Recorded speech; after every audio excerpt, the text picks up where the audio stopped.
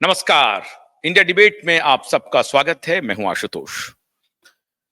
दोस्तों, उद्धव ठाकरे और उनका पूरा परिवार अब पूरी तरह से घिर गया है। उनके बचने का कोई रास्ता नहीं है। मैंने आपको पहले भी बताया था कि ये जितने फोटोग्राफी हो रहे हैं और हम शपथ नहीं लेंगे, हम ये पूरा रिग हुआ है, ये चुनाव, ये सारी बातें जो थी ये out of out of frustration उन लोगों की जुबान से निकल रहे थे। अब मैंने आपको कहा था कि शिरडी की सभा की उस घोषणा को जरा याद कीजिए। शिरडी में अमित शाह ने कहा था कि दुश्मन को एक बार मौका दीजिए, दोस्त को दो बार मौका दीजिए, लेकिन गद्दार को एक बार भी मौका नहीं दीजिए। मैंने उसी दिन आपको कहा था कि सिग्नल साफ है और देवा भाऊ बहुत ही स्मार्ट नेता हैं। इधर कार्रवाई हो रही है, उधर वर्ल्ड इकोनॉमिक फोरम पहुंच गए, दावोस पहुंच गए देवा भाऊ। और दावोस को पहली बार माननीय ट्रंप जी ने भी संबोधित कर दिया साहब, क्योंकि वर्ल्ड इकोनॉमिक फोरम ट्रंप के निशाने पर है। वर्ल्ड इकोनॉमिक फोरम में कुछ माफियाओं ने पूरी दुनिया के खिलाफ जो युद्ध छेड़ा था, उसमें ये सारे लोग संलग्न हैं। भारत के भी कुछ लोग डायरेक्टली इन्वॉल्व हैं और उन्हीं में से एक हुआ करते थे माननीय आदित्य ठाकरे और उद्धव ठाकरे। इनको लगता था कि पूरी दुनिया हमारी मुट्ठी में है, हमें कौन हिला सकता है, हमें कौन बहका सकता है, हमें कौन डरा सकता है, हमें कौन भटका सकता है। लेकिन बाजी पलट गई मित्रों। बाजी ऐसी पलटी कि भारतीय जनता पार्टी की ब्रूट मेजॉरिटी की सरकार बन गई, मतलब उनके अलायंस के साथ, और पार्टी ऑलमोस्ट एब्सोल्यूट मेजॉरिटी के आंकड़े तक पहुंच गई थी, 10, 11, 12 से पीछे रह गई। तो आप कह सकते हैं कि ये जो महायुति, जो अलायंस है, वो ब्रूट मेजॉरिटी में है।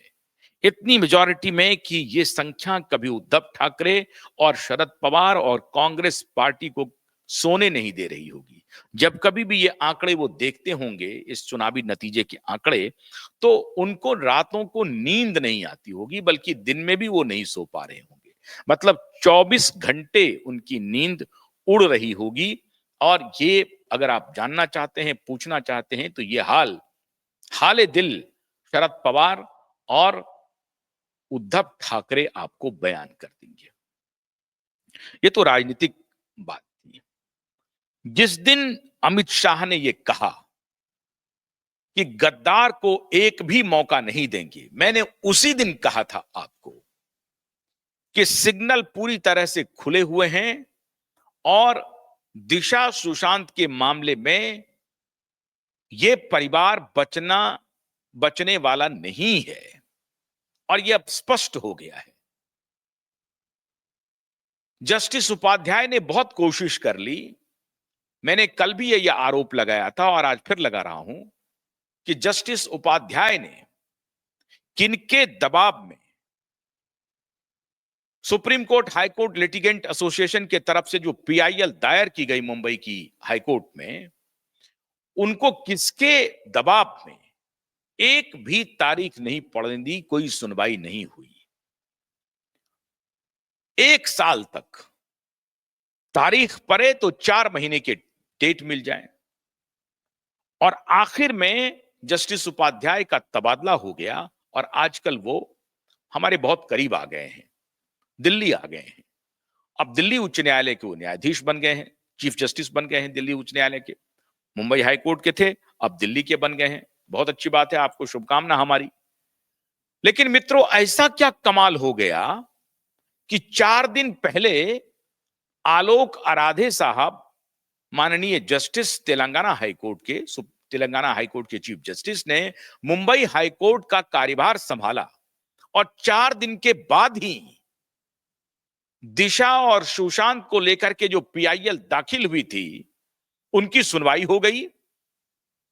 सुनवाई भी 37 नंबर पे ये मैटर लगा हुआ था, 37 नंबर पे। जनरली 5, 10, 15, 20 तक में आकर के हियरिंग क्लोज हो जाती है। बहुत मुश्किल होता है 20 से अधिक केस को एक दिन सुनना किसी भी जज के लिए। लेकिन आप हैरान हो जाएंगे कि 37वें नंबर के मैटर को जस्टिस आलोक अरादे जी ने लिया और उन्होंने सुना, और सुनने के बाद न सिर्फ चेतावनी दी आदित्य ठाकरे के वकील को, साफ साफ कहा कि आप इसमें आरोपी हैं, इसलिए पीआईएल में आप दखल न दीजिए। अब ये सारा प्रकरण अभी इसी वक्त क्यों हो रहा है, मुझे कभी कभी एक शंका लगती है, और इसलिए मैं एसएसआर वॉरियर से खास तौर से ये शेयर करना चाहता हूं, क्योंकि मैंने जिस पारदर्शिता के साथ इसकी रिपोर्टिंग की है, जिस डंके के चोट पर की है, आपको मालूम है हमें इससे कोई लाभ नहीं होना है। मैं तो बस सत्य और न्याय की लड़ाई लड़ रहा हूं, और यह भी मैंने कहा है कि आखिरी सांस तक लड़ूंगा। तो कभी कभी मुझे लगता है कि ठीक लोकसभा चुनाव के पहले, आप याद कीजिए, लोकसभा चुनाव के पहले बड़ा तेज हुआ था यह मामला। नीतीश राणे, नीलेश राणे, सब लोग इस मुद्दे को उठा रहे थे। विधानसभा का सत्र चल रहा था, और विधानसभा के सत्र में, जो गर्मियों का जो विधानसभा का सत्र है, उस दौरान नीतीश राणे ने डिजिटल एविडेंस जाकर के पेश किया विधानसभा के स्पीकर को। लोकसभा तक यह मामला बहुत उठा, लेकिन लोकसभा में भारतीय जनता पार्टी और महायुति को अपेक्षित सफलता नहीं मिली, और इसके बाद ये दोनों बाप बेटे पागल हो गए। यही दोनों बाप बेटे नहीं, उधर शरद पवार भी पागल हो गए। कांग्रेस पार्टी तो बिल्कुल ऐसे लग रही थी कि बस अब वो शपथ ग्रहण की तैयारी हो रही है। महाराष्ट्र से बहुत सारे मेरे मित्र कहने लगे कि आपको पता है, कांग्रेस पार्टी ने मुख्यमंत्री का नाम भी तय कर दिया है।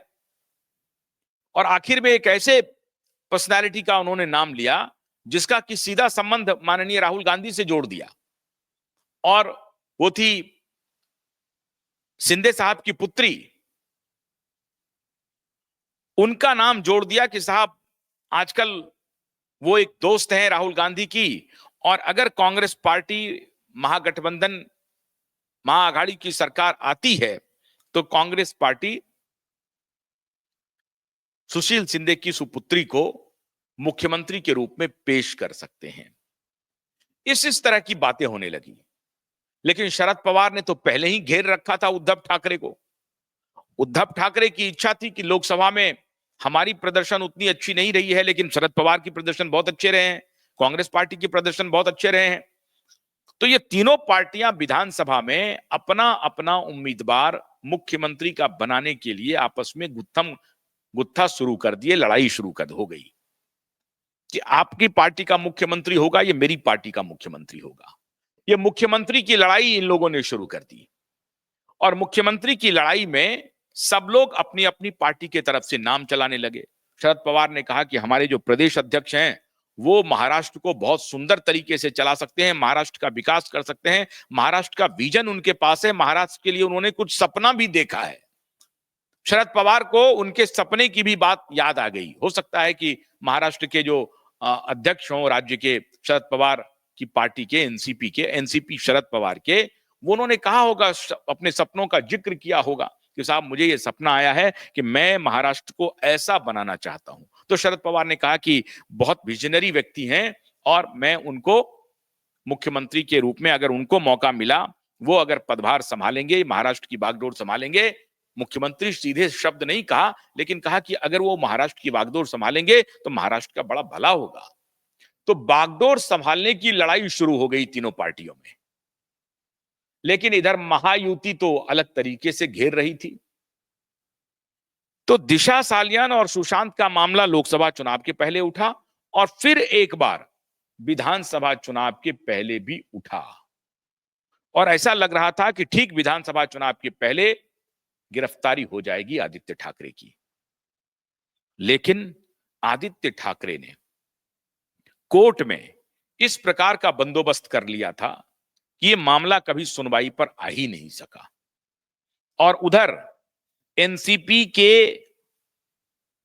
से कुछ रिश्ते जो वहां के रेवती मौर्य, जस्टिस रेवती मौर्य के बारे में कहा जाता है कि उनके कुछ संबंध हैं एनसीपी शरद पवार की पार्टी से या एनसीपी अजित पवार की पार्टी से। तो वो उधर रिया चक्रवर्ती का जो हियरिंग हो रहा था लुकआउट नोटिस क्वैश करने का, उसके बारे में उन्होंने कह दिया कि नहीं, हम इनको नोटिस इनको दे सकते हैं, इनका लुकआउट नोटिस उन्होंने क्वैश कर दिया। तो एक तरफ वो खेल चल रहा था, दूसरी तरफ इधर कोर्ट को मैनेज किया जा रहा था। बिल्कुल कोर्ट को मैनेज ही किया गया आदित्य ठाकरे की तरफ से, और ये मेरा आरोप है, इसको मैं कोरोबरेट कर रहा हूं। एक साल में कभी भी वो सुनवाई नहीं हो सकी उस पीआईएल की, और तारीख 3 महीने 4 महीने की का दिया गया। तो ये मैनेज नहीं था तो और क्या था। इतना महत्वपूर्ण मामला जिसकी सुनवाई होनी चाहिए थी, आलोक आराधे आते ही सुनवाई कर डाले। ये तो और भी साबित हो गई बात। और ये एक और बात साबित हो गई कि आलोक आराधे ने न सिर्फ सुनवाई की वरन की तारीख भी दे दी 5 फरवरी की। महज 12 दिन का वक्त दिया। 12 दिन में फिर नेक्स्ट डेट है कि 12 दिन में आप अपनी पूरी तैयारी करके आइए, 12 दिन के अंदर में नेक्स्ट डेट है। इसका मतलब है कि आलोक आराधे मन बना करके आए हैं, मन बना करके आए हैं कि गुनहगार को सजा देनी है और इस केस का दूध का दूध और पानी का पानी करना है। वरना ये 12 दिन के अंदर में कैसे तारीख मिल जाती? कहीं मिला है क्या? उपाध्याय जी ने दिया क्या? नहीं दिया। और ये मैं आरोप लगा रहा हूं, सीधा सीधा आरोप लगा रहा हूं उस वक्त के तत्कालीन चीफ जस्टिस के ऊपर कि उन्होंने इस पूरे केस को भटकाने अटकाने का काम किया। और इसका सबूत यह है कि 4-4 महीने के आपने डेट दिए और आलोक आराधे जी आते ही 12 दिन का डेट दिया। और सबूत चाहिए क्या? हिम्मत है तो दिल्ली हाई कोर्ट के चीफ जस्टिस को हमारे खिलाफ कंटेम्प्ट नोटिस भेज करके दिखा दें। मैं उनको चुनौती देता हूं, चुनौती दे रहा हूं। मैं आरोप लगा रहा हूं कि आपने इस पूरे केस को अटकाया, भटकाया, लटकाया, इस पूरे केस को मैनेज किया। मैं बोल रहा हूं भेजिए नोटिस और मैं आपकी अदालत में जाऊंगा, और अगर आप मुझे जेल भेजेंगे तो मैं जेल भी जाऊंगा, कोई दिक्कत नहीं है। लेकिन सबूत आपके सामने है। जिस केस को आप 1 साल तक नहीं सुने, उस केस को आलोक आराधे जी ने न सिर्फ सुनवाई की वरन की जो अगली तारीख दी, 12 दिन का फासला है साहब, 12 दिन का। यह साबित करता है कि उस वक्त के चीफ जस्टिस कहीं ना कहीं इन लोगों के दबाव में काम कर रहे थे। दुनिया ना बोले, क्यूबाइब नेटवर्क बोलेगी, और क्यूबाइब नेटवर्क जब बोलती है बिना तथ्य के नहीं बोलती है, तथ्य के साथ बोलती है। यह दर्शकों के ऊपर, जो देश की सबसे बड़ी अदालत है, जनता की अदालत, मैं उनके ऊपर छोड़ता हूं। आपको क्या लगता है? आपको क्या लगता है कि आदित्य ठाकरे ने कोर्ट को मैनेज नहीं किया? आपको क्या लगता है कि उस वक्त के चीफ जस्टिस उपाध्याय मैनेज नहीं थे?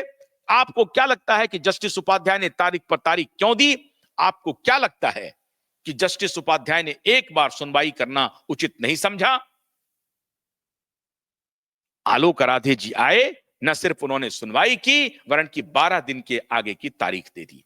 यह सबूत है इस बात का कि न्याय को कैसे रौंदा जाता है और कैसे भटकाया जाता है, कैसे अन्याय किया जाता है और कैसे न्याय देने में देरी होती है। अगर इस प्रकार के जस्टिस हमारे न्याय के मंदिर में बैठे रहेंगे तो हमारा न्याय का मंदिर पवित्र नहीं होगा, नहीं होगा। पूरे डंके की चोट पर कह रहे हैं पुलिस भेजिए, मुझे अरेस्ट कीजिए, जेल भेज दीजिए, लेकिन इससे सच पर पर्दा नहीं डाल पाएंगे आप माननीय मुख्य न्यायाधीश जी, आप पर्दा नहीं डाल पाएंगे। ये तो आलोक आराधे जी हैं जिन्होंने इस केस को हाथ में लिया और 12 दिन आगे की तारीख दे दी। इसलिए मेरा सवाल तो आज अदालत से है। अदालत चाहती तो उसी वक्त दूध का दूध और पानी का पानी हो जाता।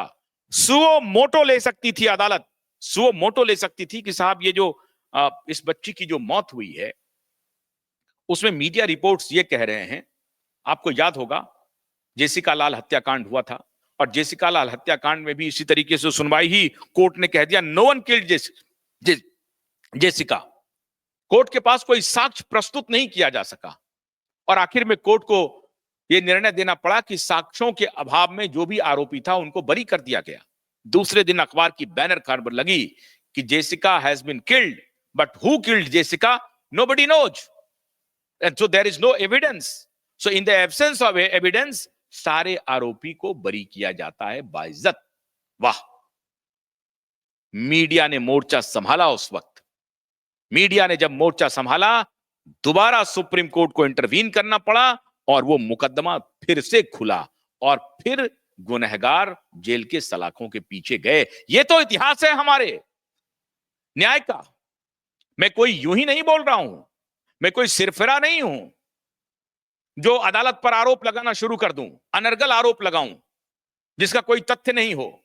मैं तथ्य आपके सामने रख रहा हूं। इसमें निर्णय आया था और हाईकोर्ट ने निर्णय दिया था कि नो वन किल्ड जेसिका, क्योंकि एविडेंस नहीं है हमारे पास। तो जेसिका की मौत तो हुई, गोली से ही मौत हुई, यह भी कंफर्म है, लेकिन किसने हत्या की, किसने मारा, कब मारा, यह पता नहीं चल पाया। तो गुनहगार छूट रहे थे। मीडिया ने जब मोर्चा संभाला, हाई तौबा मची, अदालत के ऊपर सवाल हुआ, पुलिस एजेंसी के जांच पर सवाल हुआ, तो फिर से केस को खोला गया। और यही हाल हो रहा था नीलम कटारा वाले मामले में। नीलम कटारा वाले मामले में भी नीतीश कटारा, जो नीलम कटारा उनकी मां है, अब नीलम कटारा के नाम से जाना जाता है वो केस, क्योंकि नीलम कटारा ने एक जुनूनी लड़ाई लड़ी और उसमें जाकर के न्याय मिला बाद में। इतने बड़े ताकतवर लोग, उसमें भी पॉलिटिशियन इन्वॉल्व थे और इसमें भी पॉलिटिशियन इन्वॉल्व थे। देखिए जरा सा मामला, उस वक्त के होम मिनिस्टर थे संभवतः हरियाणा के, उनके बेटे इसमें इन्वॉल्व थे, जिनका एक बहुत बड़ा टेलीविजन नेटवर्क है। अब वो उनके छोटे भाई का नेटवर्क है, बड़े भाई से कोई लेना देना नहीं। छोटे भाई बड़े अच्छे इंसान हैं, वो ठीक है, वो अपना काम करते हैं, लेकिन वो भी रसूखदार थे, वो भी राजनीतिज्ञ थे। उनके पारिवारिक बिजनेस से मुझे कोई आपत्ति नहीं है, वो जो कर रहे हैं उनको शुभकामनाएं हमारी, लेकिन वो केस भी एक रसूखदार के खिलाफ था। राजनीति के सधे हुए बड़े खिलाड़ी थे, उनके पुत्र उसमें इन्वॉल्व थे और इसी प्रकार से उनको भी बरी कर दिया गया था। वही हाल दूसरा केस था, नीतीश कटारा की हत्या का भी केस था। उसमें भी एक बड़े नेता नहीं साहब, उत्तर प्रदेश के, पश्चिमी उत्तर प्रदेश के, जिनके इशारे से ही पत्ता हिला करता था, अगर वो इशारा ना करें तो पत्ता भी नहीं हिलता था, उनके बेटे के खिलाफ था। और आखिर में वो केस भी खुला और जो गुनहगार थे उनको सजा मिली। इसलिए इस केस में भी सजा मिलेगी। मुद्दई लाख बुरा चाहे तो क्या होता है, वही होता है जो मंजूर खुदा होता है। तो मंजूर खुदा कुछ और है कि जस्टिस उपाध्याय तो लटकाएंगे भटकाएंगे, लेकिन जस्टिस आलोक आराधे आ जाएंगे और उसके बाद इनकी खोपड़ी ढीली कर देंगे। और इनकी खोपड़ी अब ढीली हो रही है। जेसिका और नीतीश कटारा अभी आपके स्मृति से बाहर नहीं जाना चाहिए, उसी प्रकार से दिशा और सुशांत भी आपकी स्मृति से बाहर नहीं जाना चाहिए। दिशा और सुशांत आपकी स्मृति का हिस्सा होना चाहिए, हमेशा होना चाहिए। और आलोक आराधे ने यह बात साबित कर दी कि जिस व्यक्ति ने, जिस अदालत ने, जिस एजेंसी ने इसको हमारी स्मृति से मिटाने की कोशिश की थी, स्मृति से बिल्कुल स्मृति पर पर्दा डालने की कोशिश की थी, गुमराह करने की कोशिश की थी, आलोक आराधे ने उन सारे पर्दे को उठा दिया है और सच सामने ला दिया है। उन्होंने कहा कि नहीं, अगर कोई चीफ जस्टिस नहीं सुन रहे थे तो ये उनका प्रेरोगेटिव है, कोई बात नहीं है, हमें उस पर कोई आपत्ति नहीं है, लेकिन मैं तो आया हूं और मैं सुनूंगा। उद्धव ठाकरे, आदित्य ठाकरे पहले घाट घेर रहे थे कि यहां से मैं जाऊंगा तो यहां बच जाऊंगा, यहां से जाऊंगा तो ये बच जाऊंगा, इधर से जाऊंगा तो यहां बच जाऊंगा। अब वो चेस के बोर्ड पर आ चुके हैं, नहीं बचेंगे। एक तरफ हाथी है, दूसरे तरफ घोड़ा है और मंत्री का भी चेक है और छोटे सिपाही का भी चेक चल रहा है। शतरंज की बिसात पे खुद को उद्धव और आदित्य ठाकरे ने इस प्रकार से उलझा लिया है कि अब उनकी कोई चाल नहीं चलने वाली है, घिर चुके हैं पूरी तरह से। शरद पवार ने धोखा दिया, उनका दरवाजा बंद। हाँ, अब ये हो सकता है कि डूब रहे हैं दोनों, तो जहां जब आप देखते होंगे कि जब बाढ़ आती है तो वहां देखेंगे कि सांप, बिच्छू, अ, बकरी सब एक ही जगह बेचारे खड़े हो जाते हैं डर करके, क्योंकि उसमें पता है कि बाढ़ आ गई है साहब, इसमें तो हम लोग सब मरेंगे। तो सब मरेंगे तो कोई एक दूसरे पर हमला नहीं करता है। जो जानी दुश्मन होते हैं जानवर एक दूसरे के, वो एक दूसरे पर हमला नहीं करता है, शांति से बैठा रहता है, क्योंकि उनको लगता है कि सब मर जाएंगे। उसी प्रकार से अभी उद्धव और शरद हो सकता है एक दूसरे पर हमला ना करें, क्योंकि बाढ़ आ चुकी है, उसमें बहने वाले हैं ये दोनों, खत्म होने वाले हैं, नस्त नाबूद होने वाले हैं, हो चुके हैं। और दोनों को इशारा कर भी दिया है अमित शाह ने कि गद्दारों से कोई समझौता नहीं हो सकता है। तो एक तरफ तो शरद पवार चाहेंगे, ये तो शरद पवार तो उस उन उन, उन उनसे भी आगे हैं। ये अगर देखेंगे कि इस बाढ़ में हम और उद्धव दोनों डूब रहे हैं, तो सबसे पहले ये उद्धव का हाथ छोड़ेंगे, और उन्होंने सबसे पहले उद्धव का हाथ छोड़ा। उद्धव को बाढ़ में डुबाने के लिए पहली कवायद अगर किसी ने की तो शरद पवार ने की, लेकिन उद्धव को इस बात का एहसास नहीं हुआ, क्योंकि वो तो अंधा थे। वो तो सोच रहे थे कि अगर महाविकास अघाड़ी सत्ता में आएगी तो मैं सबसे बड़ी पार्टी होऊंगा। उनके दिमाग में तो ये चल रहा था कि कांग्रेस की क्या हैसियत है, शरद पवार की क्या हैसियत है, मैं सबसे बड़ी पार्टी बनूंगा और मैं ही क्लेमेंट होऊंगा मुख्यमंत्री का, और अगर मैं नहीं बना तो मैं बेटे को डिप्टी सीएम बनवा दूंगा, और फिर डिप्टी सीएम बन जाऊंगा तो फिर क्या है, सचिन वाजे को भी निकलवा लूंगा जेल से, परमवीर सिंह को भी कुछ करके बाया दाया करके मिला लूंगा अपने में, और फिर हमारा खेल शुरू हो जाएगा। नियति को कुछ और मंजूर थी, ये खेल शुरू करने के लिए इस बार इजाजत देने वाला नहीं था। नियति ने कहा कि ये सब खेल बंद करो। तो पहला दगा शरद पवार ने दिया उद्धव ठाकरे को, और दूसरी तरफ से दगा नहीं, जब उधर से कहते हैं ना कि युद्ध में खड़े हों, और जब इधर से चल जाए वाण और कोई रास्ता नहीं हो, तो वो आखिर में दुश्मन के ही पास सरेंडर करने के लिए आता है। जो कभी दुश्मन नहीं था, सबसे डिपेंडेबल दोस्त था, वर्षों की दोस्ती थी, 30-35 वर्षों की दोस्ती थी, उस दोस्ती को सामने से, पीठ में नहीं सीने पर खंजर भोंका उद्धव ठाकरे ने, और आज उसी दोस्त के पास आके कह रहे हैं कि भूल जाइए जो हमने खंजर भोंका आपको, उनको भुला दीजिए, कुछ नहीं होना है, सब ठीक हो जाएगा, आप मेरे साथ आ जाइए। दोस्त भी बड़ा शानदार निकला साहब, उन्होंने कहा कोई बात नहीं, हम सब कुछ भूल जाएंगे, आप आइए मेरे साथ, भूल जाएंगे सब कुछ, भूलने के लिए तैयार हो गए, कहते रहे मुंह पर। और इधर एसआईटी को कहा कि कार्रवाई करो, और उधर आंध्रा तेलंगाना के जैसे ही चीफ जस्टिस ने कार्यभार संभाला, चीफ जस्टिस ने मोर्चा संभाल लिया, और अब इधर उद्धव ठाकरे से गए। कांग्रेस पार्टी तो जानी दुश्मन है, भारतीय जनता पार्टी की दुश्मनी, दोस्ती जो थी वो दुश्मनी में तब्दील हो चुकी है।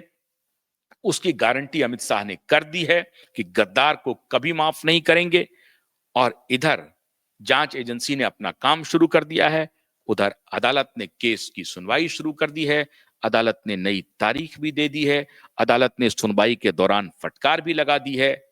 कोई रास्ता नहीं बचा है पिता पुत्र को, केस खुल गया है, रास्ता अब नहीं है, कोई नहीं बचा सकता उद्धव और आदित्य को, कोई नहीं बचा सकता, गिर गए हैं उद्धव ठाकरे। देखिए साहब, कर्म का फल तो आपको भुगतना ही पड़ेगा। वो दौर याद कीजिए जिस दौर में ये पिता पुत्र टेलीविजन चैनल्स के एक एक एक एंकर को, एक एडिटर को किस प्रकार घर से घसीटवाया था, किस प्रकार पाल घर में साधुओं की बर्बरता पूर्वक हत्या हुई, और इस व्यक्ति ने, इस दोनों बाप बेटे ने कुछ भी नहीं किया, और दिशा के साथ तो बलात्कार के बाद निसंस हत्या का आरोप चल रहा है। सुशांत जैसे एक ब्राइटेस्ट स्टार को आज काल के गाल में ढकेल दिया, आज कोई नामो निशान नहीं है उनका। आज अगर वो मुंबई में होते तो एक चार्मिंग स्टार के रूप में रहते, लेकिन आज उनका कोई नाम लेने वाला नहीं है। मित्रों, घिर गए हैं अब उद्धव ठाकरे, अब वो नहीं बच पाएंगे। आदित्य ठाकरे को अब जेल जाना ही पड़ेगा। उनको अपना सबूत पेश करना पड़ेगा और सबूत सारे उनके खिलाफ हैं। कोरोबरेटिव फैक्ट्स अदालत में जरूर पेश किए जाएंगे। तो घिरे हुए आदित्य ठाकरे, आपको अपने बुरे कर्मों का फल तो इसी जन्म में मिलेगा। इंतजार कीजिए। बहुत बहुत शुक्रिया। नमस्कार।